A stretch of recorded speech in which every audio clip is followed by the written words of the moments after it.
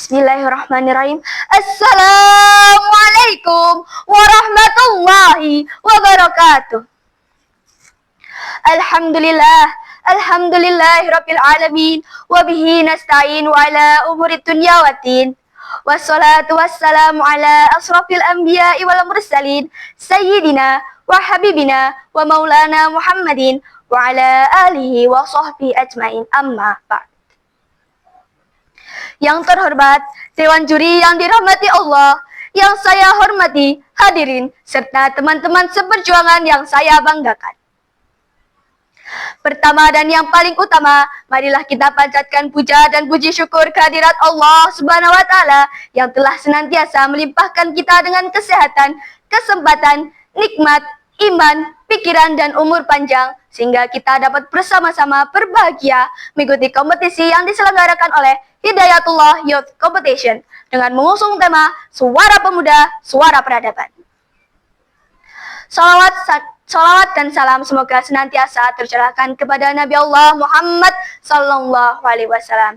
Beliau laksana purnama di kala malam, memberi petunjuk menuju jalan kebaikan untuk menyelamatkan umatnya di hari ini dan di hari kemudian. Hadirin hadirat rahimakumullah, masa muda merupakan masa yang masih penuh dengan harapan, penuh dengan cita-cita, dan penuh dengan romantika cinta. Indahnya masa muda ditemani dengan bentuk fisik yang masih kuat, berjalan yang masih cepat, pendengaran yang masih akurat, pikiran masih cermat, serta wajah yang cantik memikat meskipun ada sedikit jerawat. Namun tidaklah gawat karena masih ada obat di apotek terdekat. Oleh karena itu, wajar saja bila pemuda merupakan salah satu penentu maju mundurnya suatu negara. Sesuai dengan fitrahnya, pemuda merupakan tulang punggung suatu negara, penerus estafet terhadap perjuangan agama, masyarakat, nusa, dan bangsa.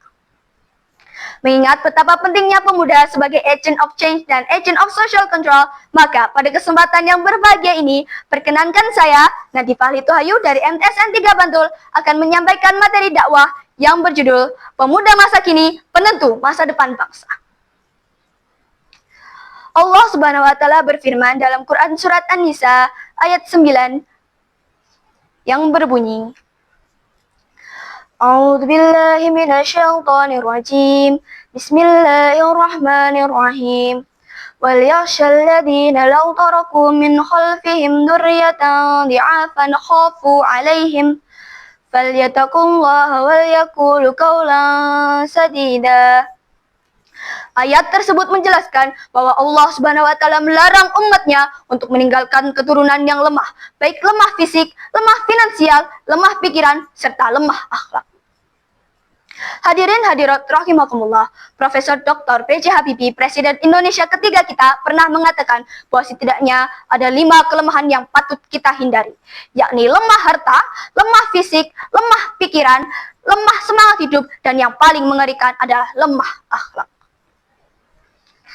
Hadirin yang berbahagia, jika 5 kelemahan tersebut melekat pada diri pemuda kita, saya yakin mereka bukan menjadi pelopor pembangunan bangsa, melainkan akan menjadi virus, penghambat, bahkan penghancur pembangunan bangsa.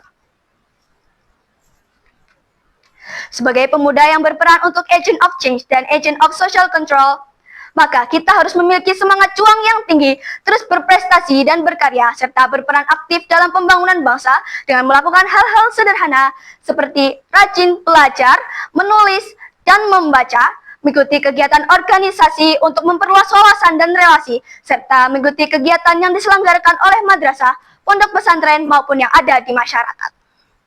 Sesuai ada pepatah mengatakan, the young today is the leader tomorrow. Pemuda hari ini, pemimpin masa depan bangsa. Hadirin yang berbahagia, di dalam Al-Quran, terdapat kisah pemuda inspiratif yang termaktub di dalam Quran Surat Al-Kahfi ayat 13 yang berbunyi, Bismillahirrahmanirrahim. Nahnu naqussu 'alaika naba'ahum bil haqq innahum fityatun amanu bi rabbihim wa zidnahum huda. Shadaqallahul 'adzim. Ayat tersebut menceritakan bahwa Ashabul Kahfi merupakan contoh pemuda yang beriman, cerdas, dan bijak dalam bertindak. Bagi mereka lebih baik mati berkalang tanah daripada hidup bercermin bangkai. Oleh sebab itu, sebagai pemuda regenerasi bangsa, mari kita sing-singkan lengan baju, kencangkan ikat pinggang, dan langkahkan kaki untuk beramal dan berprestasi bagi kemajuan bangsa. Dengan olah rasa agar iman melekat, olah rasio agar ilmu meningkat, olahraga agar badan kuat, olah usaha agar ekonomi kuat, dan olah kinerja agar produktivitas meningkat. Jika kita melakukan hal-hal tersebut, insya Allah, maka syubanul yaum rijalul ghad mudah untuk kita realisasikan. Demikian yang dapat saya sampaikan. Ada salah kata maupun pengucapan, semoga dapat dimaafkan dengan lapang dada. Wabillahi taufik wal hidayah. Wassalamualaikum warahmatullahi wabarakatuh.